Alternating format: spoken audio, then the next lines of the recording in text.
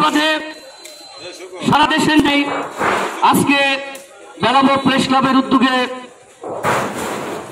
সর্বোচ্চ শাস্তি বিচারের দাবিতে গ্রেপ্তারকৃতদের মৃত্যুদণ্ড কার্যকরী করার জন্য দ্রুত মৃত্যুদণ্ড কার্যকরী করার জন্য আজকের এই মানববন্ধন।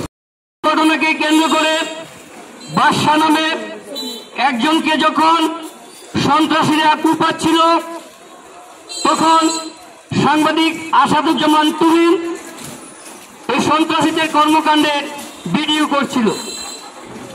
যে জায়গায় তুহিনকে কুপিয়ে জমাই করে মৃত্যু নিশ্চিত করা হয়েছে তার 100 গজ মাঝি পুলিশ বক্স ছিল, পুলিশ এখানে উপস্থিত ছিল। পুলিশের নাকের ডগায় এই নৃশংস হত্যাকাণ্ড সংঘটিত হয়েছে। প্রিয় উপস্থিতি, আমরা দিন রাত 24 ঘন্টা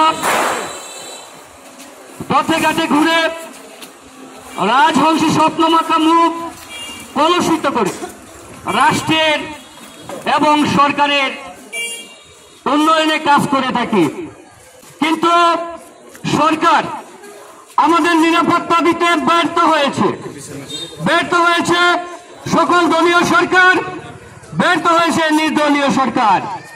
আমাদেরকে আর ঘরে বসে থাকা কিছুতেই সম্ভব হচ্ছে না।